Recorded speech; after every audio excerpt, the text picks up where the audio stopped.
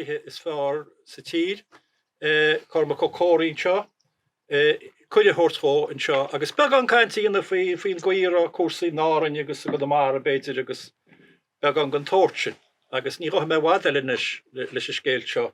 Ach, could mé ceiste bháin how many of you do not understand Irish?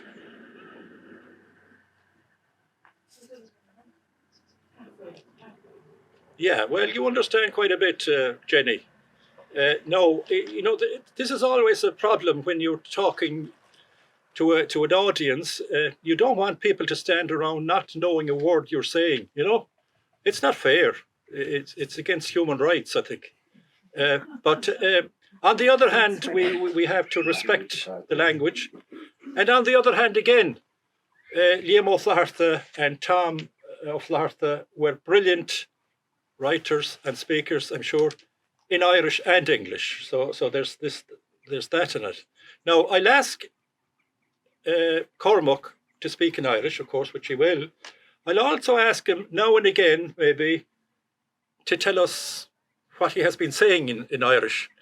Not to translate it word for word, because we'd be here until evening, but to give an idea. So we're kind of bilingual, or more gaeilge than so sné siad an fearnis agus tá so sinnis. Chuid gin cinál seo agus an teolas a dain a riint agus an deise bhein cor leis an óla sin le bhfuil ceisní agus an teolas a gi hí.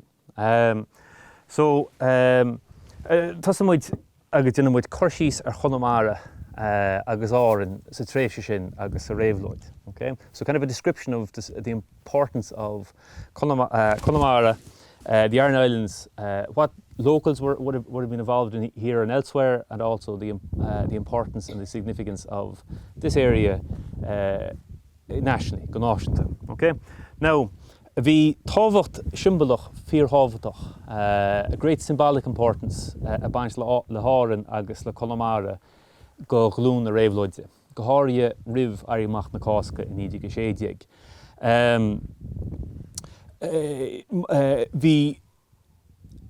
Bhí go leor go cheannaíocht na Gaeilge, dearmid le héití chonra na Gaeilge, the Gaelic League Revivalists. Tháinig go leor go an seo go Árann agus go Connemara go gcordíos bar feabhas ar a gcuid Gaeilge to improve their Irish. Agus mariála sin, tháinig Muintir na háite seo agus Muintir Connemara I deangáil le smuointe réabhlóideacha ar bhealach nach dárlach ag an áiticí eile. Bridget Duran, mar hampla, ban áitiú, the local woman, she would have met leaders of the Easter Rising, fellows who were executed later here on the Aran Islands. Clois de chonacht sa spéisiúil, okay? Clois de Gaeilge. Tháinig go leor go clois de chonacht ag fólam Gaeilge, learning Irish in Spittal. Bhíoch drámaí ar an stáite ag clois de chonacht. Plays were performed, including by Sean Connolly, the first man who was first Republican who was killed during the Easter Rising. Agus Connolly fiúin chuir se bhac síos go dtíon spéisiúil fólam Gaeilge agus is an a bhí sé ri chugan na Saoirse an mac céine, mar heastónna daoine seo ceangailt leis an le síl na Gaeltachta.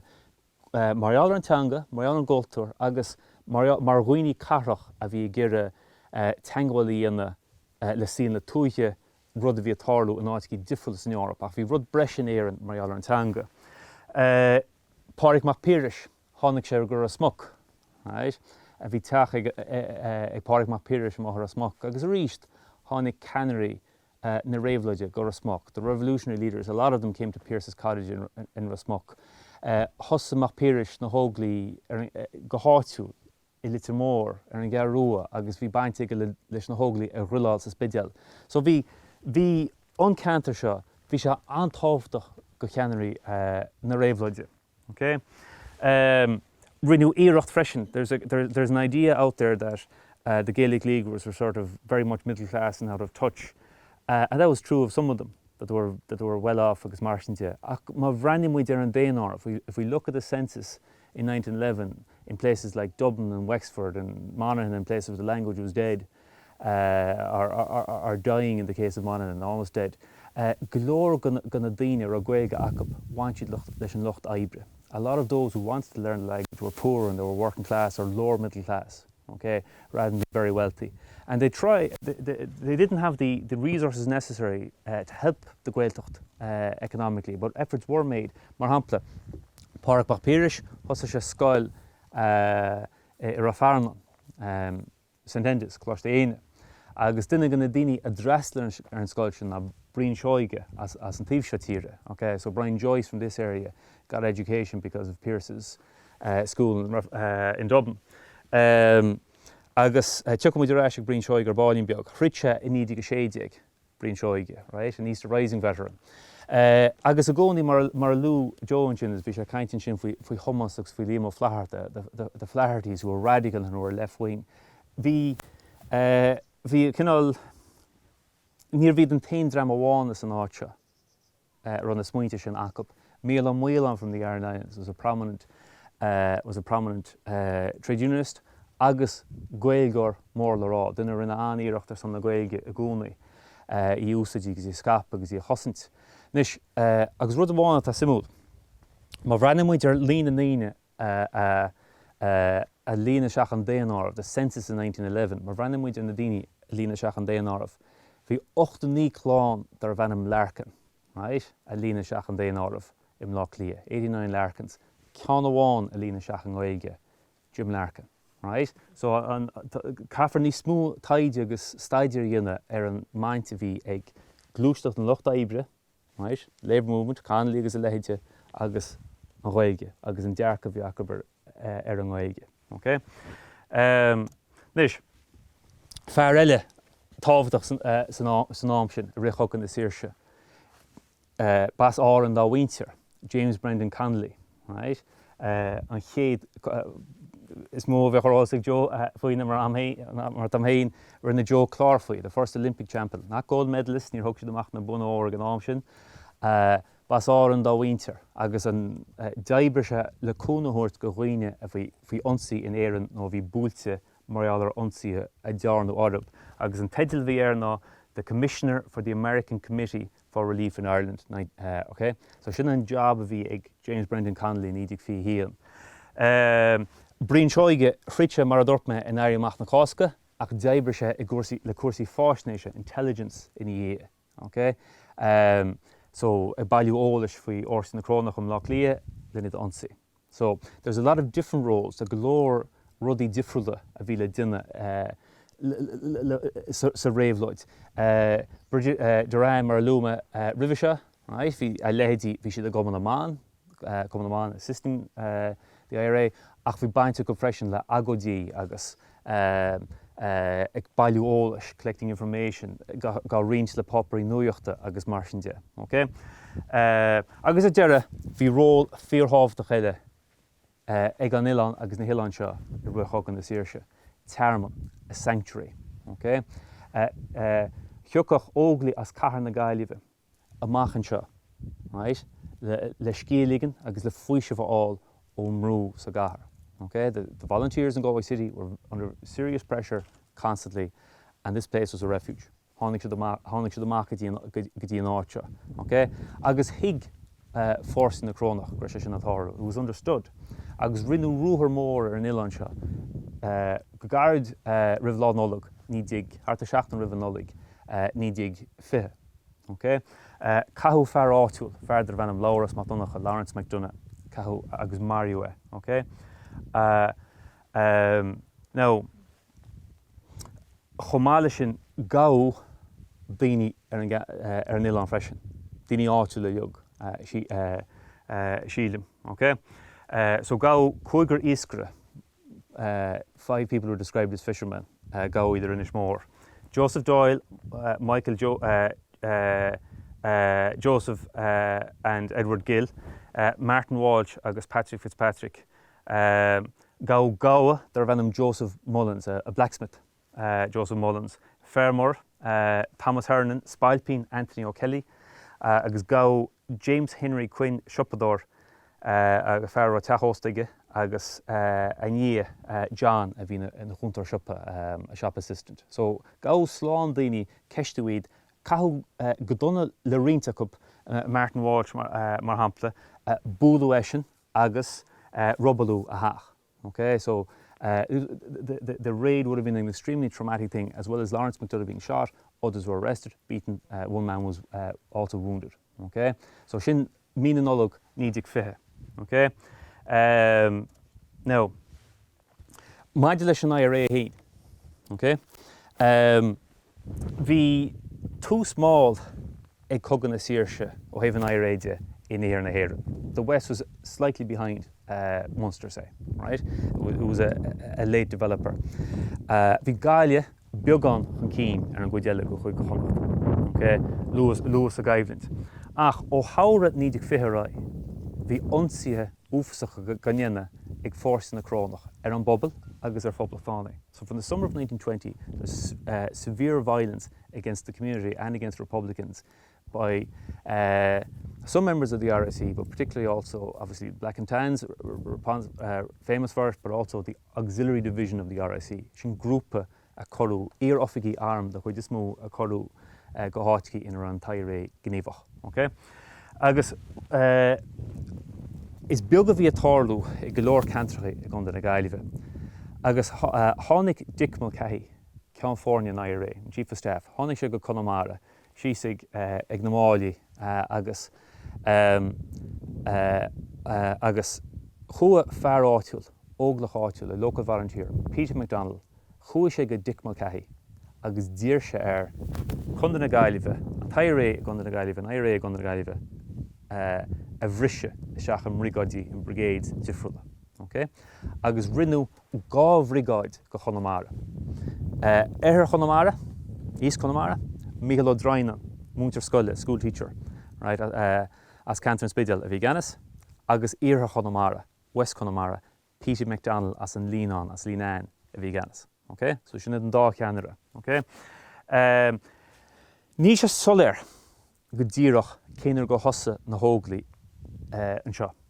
Right? Céinar go choradh túslób, seans gomach an tóla sin ag muinte na háite beidir. Ach, bhí na hóglaí an seo, bhí siad is le chathair na Gaillimhe. Bhí siad in éon cha le chathair na Gaillimhe.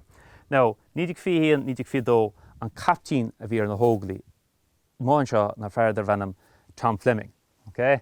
Agus bhí tlúhaint ag Muintir Fleming leis an boblathánachas rih an tréimhse seo leis na blianta. Okay? A staunch Republican Fenian family, the Flemings, as trethe a chláirín agus an tíobh sin. Okay?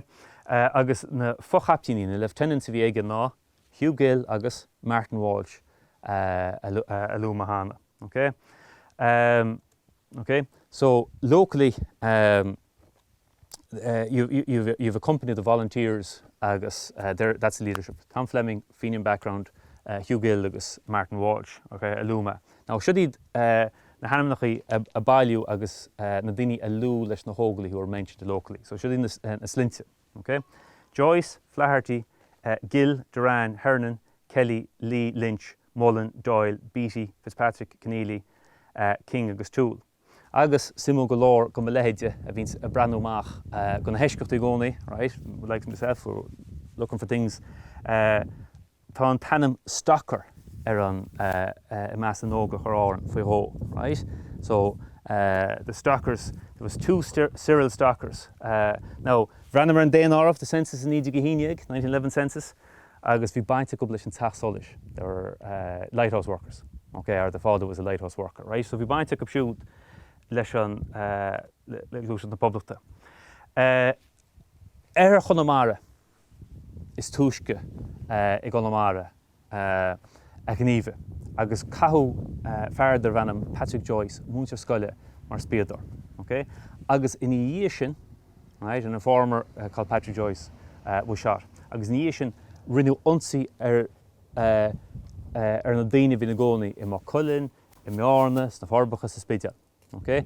Agus chríochna sé sin le marú marú bhí uafsach conspóideach. Míl ó gréfa sagart áitiúil a tuigú as a haach ar síród ar Conamara agus a cathú agus a corú I meárna, okay, corú an corp I meárna. Agus bhí sé thar a bheith conspóideach, the controversial killing by Crown Forces of Father Michael Griffin. Okay? Bhí sé an géad leanach go New York Times, níor ciontaí ó aon den a riomh, nobody was ever convicted, níor gá ó aon den a riomh go bhiscúm faoin na bharú, agus rinne sé andochar go cháil na bretain in Éireann. It was hugely damaging for the British government. Okay? In Íortha Conamara. Okay? In Íortha Conamara.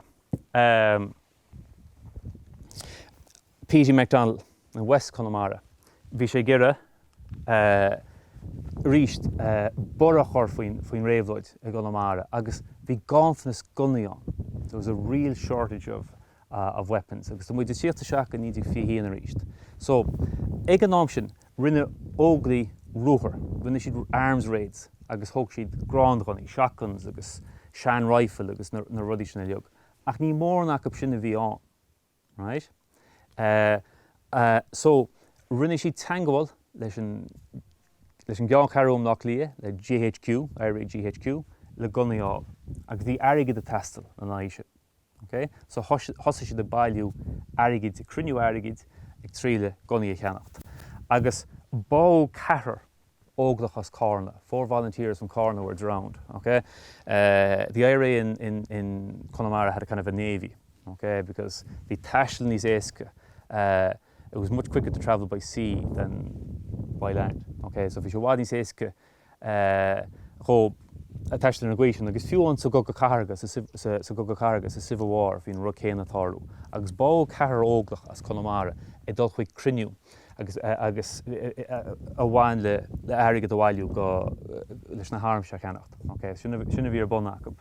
Agus na fear sin an Captain Joe Keeley, Lieutenant Joe Green, volunteer Pat Fowlan agus Pat a bhí ar job agus Harry Farran a leog as an gantar sin. Nis le cúpla bliain beidir le 3 bliana corú leach Cuimhneacháin sús gan na fear sin a forbás agus iad am dúlgas agus bliantach an de gur hála sé sin.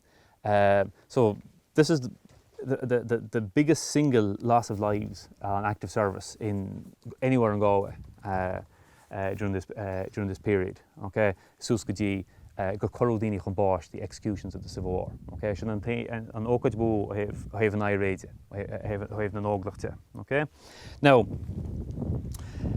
a mína saona nídig fé November 1920 hála dónach na folle im lách lia, Bloody Sunday. Okay, agus gá fearras an glochan dar bhenim Tommy Whelan. Okay, Tommy Whelan corú os cor cuirte bhí eile ba ag Tommy Whelan, right? Ach ní arna sin difriocht. Okay? Corú os cor cuirte agus crocho I míomhharrta nídig fihian, executed. Bhí ses na hóglaí, he was an IRA member. Ach dar ire bhí go leor mar sin, there was a lot like that. Cos le Tommy Whelan nachrá beidir nachrá gunna ina lámh riomh. Okay, go leor acu níra sí cho gníomhach sin níor na gunnaí an rób agus mar sin de. Ach Tommy Whelan a ghlach sé leis an gine. Agus dúirt sé héin gur sé sásta básáil, he was willing to die, Tommy Whelan, tá sábhalach sé saidir eile. Okay, so bhí sé thug sé súsa a héile, rinne sé an íbert sin agus bhí sé tiltnach sin íana. Mar chreid sé sa boblacht agus an aisling sin. Okay? Now, the execution of Tommy Whelan dír muid a seach a ríist ar Connemara. Okay? Agus dúsait P.G. MacDonald marú Tommy Whelan le daoine is spreige agus grísa. Okay? Nis bhah sé hééis tarlú lún amáil. Ach an rud a hála ná, dhíre sé sin, bás Tommy Whelan, dhíre sé sin ar na hóglaí ar an glochan. Okay? So thuúis le seach dtí an clochan, le seach a clifton, agus bhí sé de ghire force na crónach ansaí. Okay, who attacked the Crown Forces. Okay? Agus fuair siad scéile gur cethar ón RIC a mthar fatróil. So ansaí agus I gceist acu éit an ansaí. Níor tháinig siad ach ar bheirt acu. Agus tíomh mo go fob Eddie Kings, EJ Kings ar an glochan, cathú an bheirt Bertone RSC, 2 RSC men were shot outside E.J. King's pub in Clifton, okay, as marghialtas, as revenge le boss Tommy Whelan for Tommy Whelan's execution, okay. Agus an sin haring na hóglaí siar amach san glocha, okay. Nis, an í sin chua fórsa na crónach fián sa glochan ag rébe ag cuid, ag dó, ag búla daoine agus ag deire ag marú J.J. MacDonald, okay. So, éonúir go bhfeiceann tú fórsa na crónach ag tíocht amach as cahar na gaiileh, san nám sin na gaiile. Sin orga mín faiban, right? The problem, a lot of these attacks on by the Crown forces in 1921 in Galway are carried out by RAC men ag tíocht as cahar na gaiileh coming out from the city, okay? Níor siad ní na féráitiúla bhí sa maraic leis na blianta, right? Ach tháinig buíoch an RAC agus grúpa eile amach as an glochan, amach go dtíon clochan, agus donsa siad muinte na háite. Ceapan trícinn déag go héthe scriosú agus mar dúirt me J.J. MacDonald a cathú. Now MacDonald was ba ír haidiúra, an ex-soldier, okay, an ex-officer in the British Army, ach mariúa, agus captar gur bhreanne sé cosú le colcathair dá chuid a bhí Sinn Féin, okay, that he was mistaken for a cousin who a Sinn Féiner that he looked like, okay. Onsiú fearr bhenim Clancy, right, ír fóilín a bhí an, okay. An ex-policeman. So reached ex-policemen were often targeted as kind of kind of traitors. Vinny a dog, the Crown forces, they were sometimes attacked by members of the Crown forces as kind of almost like traitors. Okay, ach an vert fóilín a mariú éarnaí ví sa mertacab. Okay, Farther Vanham Reynolds agus Sweeney, Charles agus Thomas Reynolds agus Sweeney. Bas Longford Reynolds agus bas Achrum in Aran na Gaillimhe Sweeney, okay. An chéad achtar mór eile I Conamara ná líoch an Screebe, the Screebe Ambush. Now hála sé sin cúpla seachtain a couple of weeks later in Ackle Rosmuck, beside Screebe Lodge near Rosmuck. Agus cathú Pauline der Vanham William Pearson, a black and tan. Now ní fiscal cínte a bhuair sé bás nó ra sé gortaí go donna, okay. As in a worship boss in his journey. He may have died later, it's not fully clear, but he was seriously wounded anyway, William Pearson, a New Zealander, bas an nua héilena. Agus in í sin ansiú tithe áitiúla agus furgintí áitiúla, local buildings were attacked again by the Crown forces. Now, donta sí cúpla cinna láit san hansaí seo. Publicani, Republicans. Áitcí a bhí tábhachtach le go glúiseat na Gaeilge nó go náisiúnachas, okay? Nó daoine mar sin. So mar hampla ó Muintir Eoghain Master Scoile áitiúil, local Republican school teacher, ansú an teach scriosúa Corchaman cooperatives ansú a lehéide dó teach an fíorsaí, mar eallar an siombalachas a bhain leis. So Pierce's College was burnt. So ach tá sé suntasach, tá sé significant ná honsiú ar gur onsiú ní slú daoine tar hééis líoch an Screebe ná mar a honsiú sa glocha. Okay? So the more breannaigh sé go rá fórsa na crónach a gairí beagán í scantry I Conamara. They were increasingly nervous, right, of being caught away, basically away from city or away from the larger towns. Okay, so the reprisals they're quiet, they're less pronounced after each ambush. Okay, agus an chéad mór eile ná ideach na máileach the O'Malley's home. Parc O'Malley be bhíonn an teachta dála áitiúil, the local G Parc O'Malley, agus bhí na hóglaí ag fannacht na hách, right. Bhí sé hús na cric, hús an Eaclis an Líán, agus bhí sé sáilte go maith. Now, Connemara, despite the mountains, ní sé fellúnach dá riire le trálchógaíocht. For guerrilla warfare, it's not particularly suitable. Tá bhí na daoine bocht, poverty, tá golóir an tála go donna, agus níl mór an bóid seo. Okay, there wasn't in terms of ambushing police patrols. Okay, so dá na hóglaí ideach na máileach, they stayed there. Bhí sacb go rúthar a tíocht. They knew a raid was coming. a policeman called John Boylan had sent out word apparently. Scéal acab gro ruhar ar malach. Okay?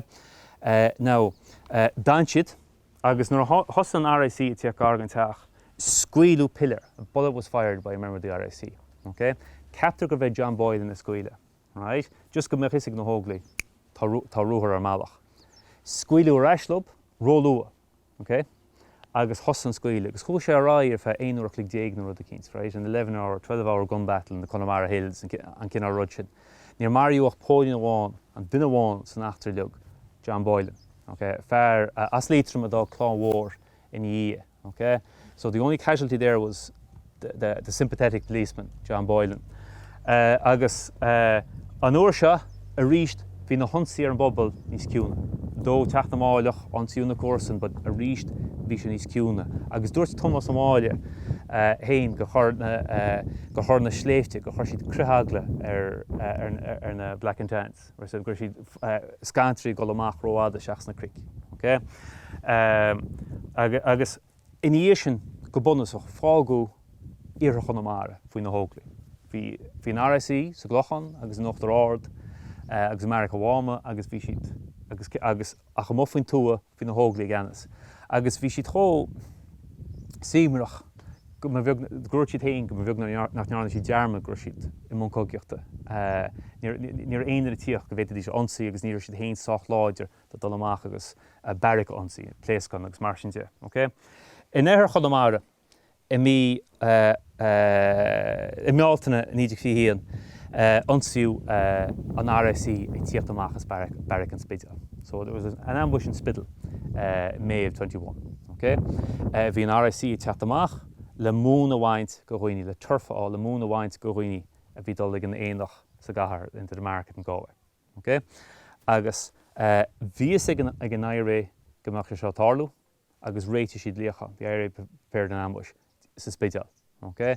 Now, ní fis gortú éindre. Cínta níor marí éindre. Okay? Ach ní fis gortú éindre sa nachtra. Ach, in í mar dúirt Mahana, massive reprisals for the first attack. Okay? So onsiú tithe sa Spidal, lasúid tithe I Cullen agus bhí an forrigan níos an lefah forrigan níos airdan mar bheoch da dárlach sé in áit eile. Okay? Bhí cinál imáglú atá, cinál intimidation a bhíán. Okay? So the first reprisal again, a serious reprisal because of the first ambush that had been carried out. Okay? So Spidal. Okay? Now, maidir leis an gaiidir leis an bubble. Okay? The IRA's relationship with the community. Bhí takeíocht fíor láidir acab go háirithe a muffin tua. They had massive support for the Republic and for Sinn Féin agus tolerant agus fiú an daine nachra ar son na poblachta thug siad takeíocht golóir go takeíocht a cíns gon IRA gogan na Saoirse. Hí bhí siad lob siúd. Okay? Seachas le forces na Crónach rather than the Crown Forces. Okay? So bhí takeíocht, bhí support, or the support and tolerance, shall we say, of a massive chunk of the population. Okay? Agus darish siad sábhailte, they felt safe golóir gan an. Thomas Máile hain, dúirte mar hampla faoi, agus hic siad gra áiticí in takeíocht níos láidre na áiticí eile.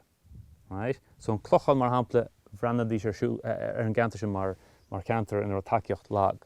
Ach an sin lehétí, maidir le Mhuintir Eoghain leis a dúirt Thomas Máile, bhíidir thar cían. Okay? Laur P.G. MacDonald, the IRA officer, Laur Shafui. It was dark when we arrived at Mr. P. O'Malley's house at Uaidh. He lived there alone with his 2 sons. This is the kind of support that they were able to get from the local community. He lived there alone with his 2 sons, John about 15 and Pádraig about 14. The housekeeper was away when we arrived and there was not enough bread baked to go around. So young Pádraig buckled to and started baking cakes, and a very good job he made of them. We had a good feed and then felt like asleep. So we were given all the beds in the house and a good hayloft for the remainder. We had a good sleep and stayed there all the following day, and at dusk started off again. We crossed the Mamturk Mountains that night and arrived at J.B. Walsh's house, Mom Gauna, before daylight in the morning. Mrs. Walsh and the daughter got out of bed and made tea for us, and then we went to the hayloft and had a good sleep. Bhí smú le bhFlaitheartach go Peter McDonald bhí bhhaid ní smúr bonach ná ithe agus colla ach just caafar ní éach an tairé agus na hóglaí ní éad is feimú gan eilehéide. Féar agus mrá nach lútear an annach íon go minic ach bhíad a riochnach sin crábh drama na réabhlóide an cosmhuintir. Now, that communal support, the safe house, was an essential ingredient of the revolution. Now, ceann na tactic móra a bhí ag force na Breataine ná na roundups. Roundups were one of their key tactics. Ach ní raibh siad éifeachtach. Massive roundups weren't successful. Go bunasach an rud a rinne siad ná seo. D'imbe siad ag grúpi móra go máil ó cheantar go ceantar. Chuirta siad chuileach, cheisna siad na feiriliog. Agus rinneú ceangan na rúthar sin ag Conamara, le Conamara, Ceamór Míte Eoghain. Agus an éibe bhí ag force na Breataine ná seo. Bhí 5 ní dirfuil acu. Ceannach ná ní a ólas cartach ar an áit. So bhí siad a brathair an RSC áitiúil. They were depending on local RSC men. Now, some RSC men had become very anti-Republican, right? And were involved in illegality and breaking law agus na rudí sin leog. Riant eile, bhí si go láidir son na poblachta. So mar hampla, rih an lucha seo, an roundup mór seo, a dúis go Conamara. One of the policemen, a Constable Green, a bhíoch san áit rih sin. Chúis a seach go dtí tachósta Delia Cuff, tachósta go siopaice, Delia Cuff, a sister of Peter MacDonald. Chua an Pauline seo Green a seach ag Delia Cuff agus thug se an listaide, an taured in a rá an cantaráte le cuartú lár na bháireach. So he gave them the, if you like, the order of battle, like the searching order. This policeman called Green to Peter MacDonald's sister, Delia Cuff. So ní le duine na hóglaí ach fannacht céim óán chun cín ar ors na Breataine agus breanúir ba tíochtta na dro. Agus go bunasach níor gá an colún agus gá cúpla óglach a bhí go háitiúil, right? I Gornamóna, príomhtiad an rud céanna, right? Agus de litir an a scríb fearras Gornamóna agus bearú ar an litir. Agus rud a scríb se ná in all the roundup they only caught 2 IRA soldiers, but they got away because they had good favour from the police. So sin 5 blananach a bhí na lehéidí. Tachósta Hamilton tá sé ar lína an fós. Now, a Jane, tháinig an scéal faoin Soscogaí, faoin ceasefire. Right? Tháinig sé go fadalinn. Agus tá go leor cainte an. Déantar go leor cainte faoin Soscogaí, agus gur an tairé trí le níos múgus is múdaí bharú mar agra Soscogaí a tíocht. Ní is a grúir sé tíocht. Right? Le leibhlíonn agus ní smú bhí daoine a caint faoi ceasefire. Faoi Soscogaí a bheith an ar amálach. Fuair siad amach cúpla lá ribh an an. Agus ní bhfuair chuile grúpa amach fiúna ag an am sin. Fuair siad amach go bunasach an bhaidin sin, an lá ribh agus mar sin dia. So there have been rumours about a ceasefire, but nobody knew it was coming until the last second. So díreach mar go hála achtra. Just because an event happened in the last couple of days or the last week or 2 weeks doesn't mean that grish the tríle didn't get into waru, right? It's grace a group she saw it. So anyway, the Averson, there was suspicion. So nor hánig tachtara, a messenger go herher Conamara and rud a dúra leis ná, má tu ginse fréige, mar amú. If this is a lie, we'll shoot you, right? Mar you know, vi fatis orb agus ní a muinach astab. Agus thug sé vi cinál intarb agus ní ré dermuid ní hé go raon rimad an mhórorb ar an buinte nar thula se de. Dúirt colm a gcuiream a hampla, dúirt sé gur cinál cuair nar tháinig an scéile. Agus it was cinál an reaction bhí acab nach rud a cinnte nós, okay, well, cad dhéanamh muinte níos. Agus chud daoine eile amach a ceilire ach na hóglaigh an tús ní riscop a marach sé gá lá, marach sé 7 caiicí sé cúpla mí. Right? Agus go leor go ceapsiad gur sé na peánach ro sealadach agus a thug sé hééis písa hiic siad gur thug sé seo síl sóisialta go baríist. So páirc ó máile fós session. He married. Agus tá sé simú. A picture na Banishe sin, in Park O'Malley's wedding photograph after the truce. Na Canary náisiúnta a bhí an. Bhí sé sunnacha a chunra, they're pro-treaty. Na hóglaí a bhí ag Amanis, the volunteers, bhí siad in chunra, they were anti-treaty. Okay? Rud simú. Now, P.T. MacDonald, full session, riv on Tuskegee. Okay? Republicans are great for marrying other Republicans, right? Agus, so Peter MacDonald fósa drifur McKilroy, right? Michael Kilroy, the IRA leader in Mayo, right? Agus, you know, vi galore scéalta mar sin, right? Now, eganám céna, hiig siad go méide go dúchach deire leis an Tuskegee, sís fear go réint. So hosa siad a tréna legs a réiteach, smog le gunnaí, okay? It's another seo leog. So oscliú agus sucriús ús campi trénala, right? Hóg siad furgantí móra, took major buildings like landlords' houses agus mar for training camps, IRA training camps. I gant in the Nillan, dus siad scoil litir mór, okay? Ní an eirtin tithe móra a bhí snáit, okay? Now, corú offigi as GHQ and IRA sheets, the trénal a dhéanaar ar na daoine seo, right? Daoine ar 10 míle take up, rá a cuasaí den take up agus mar right? So tá tuairiscí an faoin na campi trénala in Aran Connemara, right? Agus bhí riint feibhní ag na bhí feibhní ag lehéadí in GHQ a chur smach mílete a bhain ar na hóglaí. They had problems with military discipline. Agus bhí cúisní ar an dáthíomh lei sin. Ní a gcónaí a hiig GHQ an headquarters, ní a gcónaí a hiig siad cosmhainte na túige. Okay? Agus nar bhéidir rudaí ára dhéanana. Ach ar a lá bheile, ní a gcónaí dearmid ní rud na hóglaí áit le beidir chodíri ar chuirsaí trénala agus a bheach le déilte agus trénáilte i ggéire go méidí seach an airad. Okay? Agus so is 5 náisiúntaí seo, right? Agus dúrú faoin na campi trénala in Aran Connemara mar hampla. Dúrú faoin riint go na hofiigi gur siad inclined to be too severe and sarcastic. Agus the car cinál áirdaí a bhaim agus a cartú na feirmh faoin na chóram. Agus ceann go na gcéireann a bhí ag look inse me scéal fo Muintir Eoghain agus sin ní féidir ní bhéon na tridlum bas chuna chlár muintir me air, right? Agus tháinig lead a seach bhí sé na Marines America, right? Agus dúirte chuirme se smachtain na leid agus duine se arm ceart gan rúpa se. So chuir sé scéalaigh na hóglaí, seo a rithegan na Saoirse, chuir sé scéalaigh na hóglaí is dúirte bígí na leid seo go áit ag Cogadh nóna hibbigh a bhíán, right? Agus tíime sesin agus rinne sé rud a cinnteile, right? Agus dréimar bhí sé tíocht gar go náit gur an líochan seo an ambush le réiteach. Dréimar bhí sé tíocht ní scíre agus ní scíre go náit. Hiig sé gur sin an rud a cinnte chlustal. Right? Chuir sé clúg sé hain. Agus nuair tháinig sé gar go náit gur an líochan na tarlú. Hiig sé gur na boys hééis na boscí ceol agus na concertinas agus na fiddles agus rudí thuirslób agus gur siad sí timppel. Ag gáit gur siad le fórsan na bretan ansaí gur sí timppel le casa ceol. Rud a hanach le de leide a dhéirdre.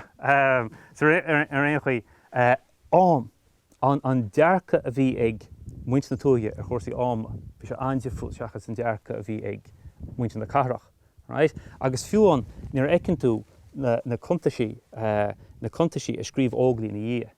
Scríomh siad rudaí cosú le coming up to harvest time, right?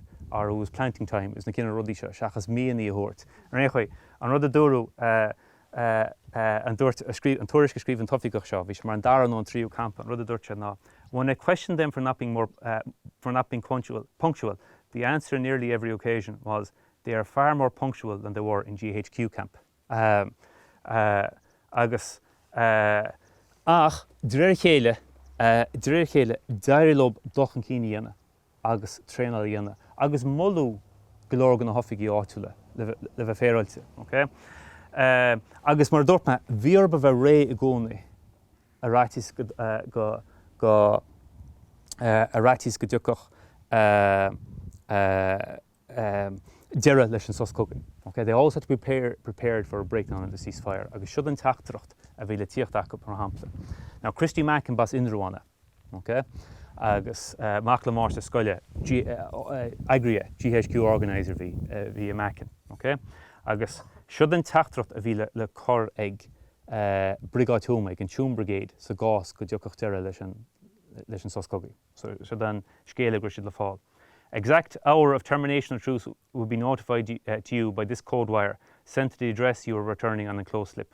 Consignment weighs blank tons agus blank hundredweight. Are you responsible for freight charges? Mackin. Number of tons on wire will be two more than date of termination. Number of hundredweight on wire will be 3 more than hour of termination. So for example, 27 tons, 11 hundredweight means truce ends 25th at 8 a.m. Okay? So sin an teachtracht a bhí le fáil so dá bhí an teachtracht sin bhí deireadh leis an soscógaí. Now, an sé ach fadas bhí sé seoile go tarlú, bhí devaléire agus an sin ó Cuileán agus gréafa, bhí sé do món caintaní le Lloyd George agus rialtas na Breataine. So the treaty negotiations bhí sé do tarlú. Agus níor tháinig deireadh leis an soscógaí. Chúis sé gar go cúplóir. Okay, came close a couple of times, the ceasefire to breaking, but it never did completely. Agus an séú lá go bhí na nollag, nídig fihian, Síniú an Conradh, the treaty was signed. Okay, agus tá sin go a hála na sin agus sin caint le lá eile beidir. Okay, right,